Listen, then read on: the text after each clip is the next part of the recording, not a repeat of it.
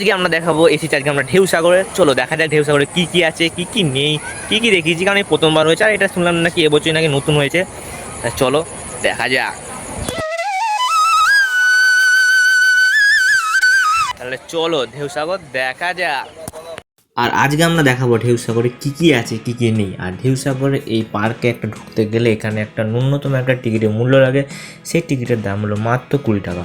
আর এখানে সেরকম বড় বড় ভাই জিরাফ দেখতে পাবে। তারপর তুমি ভেতরে ঢুকে যাবে। ভেতরে ঢুকে এখানে অনেক জায়গায় ফটো তোলা অনেক কিছু আছে। তারপর এখানে ছোটা ভীম আছে। আমার বাবা এখানে ছোটা ভীমের সামনে দাঁড়িয়ে গেছে, একটা ফটো তুলে দিলাম। তারপর আর এর যতই ভেতরে যাবে দেখবে অনেক কিছু, মানে বাচ্চাদের অনেক খেলনা চাপার আছে। তারপর অনেক কিছু খাবারের দোকান আছে, অনেক কিছুই আছে, মানে বলাতে পারে। বেশিরভাগ এখানে বাচ্চারাও মজা পাবে আর এখানে বড়রাও মজা পাবে। কিন্তু আমি আর কি চাপবো সেটাই ভাবছিলাম। কিন্তু আমার একটাই চাপার ইচ্ছা ছিল। এর ভেতরে আমি ঢুকলাম, কিন্তু ঢুকে দেখলাম কিছুই নেই। এই যে বাচ্চারা ওই যেটা সেই নিচে গাড়ি ছিল ওখানে সব চাপছিল। চাপার ইচ্ছা ছিল এইটা, কিন্তু এইটা ফার্স্টবার যিনি চাপলেন, চলো এবার দেখা যাক, তাকে এবার দেখাই। এই মেয়েটাকে এইটা চাপার ইচ্ছা হলো, তাই এটা চাপলো। তারপর আমরা ভাবলাম তারপর আমরা চাপবো। কিন্তু এই মেয়েটার রিয়াকশান দেখে আমরা একটু চেপে গেলাম, কিন্তু মনে ইচ্ছাটা আরও একটু বাড়িয়ে গেল আমাদের। তাই আমরা ভেবে নিয়েছি চলো যাওয়া যাক, এটা চাপা যাক। কিন্তু এই মেয়েটা চাপার পরই তারপর কী যেন হয়ে গেল, এটা পুরো খারাপ হয়ে গেল। আর এটা নাবজে আর উঠছে না, জানি না কী হলো। তাই ভাবলাম আমরা চলো অন্য কিছু দেখা যাক। আর তারপর অন্য কিছু ভাবলাম, তারপর সেই আর ওইটার মতো তেমন আর আসে আনন্দ আর আসেনি। তাই আর কিছু আর চাপিনি। এখানে অনেক কিছু চাপার আছে, মানে বলতে গেলে এখানে বাচ্চারা এলে মানে খুব খুশি পাবে, পার্কেরই মতো। কিন্তু আমাদের দুজনে চাপার ইচ্ছা ছিল, আমার আর আমার দিদির ইচ্ছা ছিল, আর আমার দাদারও ইচ্ছা ছিল। আর এই একটা ভেতরে আমরা লাইটের ডিজাইন করেছে, এরকম ভেতরের দিকে যাবে। এখানে এক কথা হচ্ছে আপনাদের এখানে ফটো তুলতে আসতে পারবেন, কারণ এখানে অনেক কটা মানে হচ্ছে লাইটের ডিজাইন আছে, এখানে ভালো ভালো ফটো আসবে। আর এবার আমরা এর ভেতরে ঢুকলাম।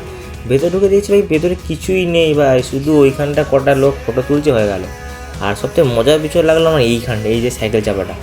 ভেবেছিলাম এটা চাপার ইচ্ছা হচ্ছিলো, কিন্তু তারপর মা বাবাকে আবার চাপতে দিল না। খুব ইচ্ছা ছিল যে এরকম সাইকেল চাপতে। উফ, ব্যাপক লাগছে। কিন্তু যে দুজন সাইকেল চালাচ্ছে তাদের তো খুব মজা আসছে, চাপার ইচ্ছে ছিল, কিন্তু কেউ চাপতে দিল না। কী করবো, পরের বার যখন আসবে তখন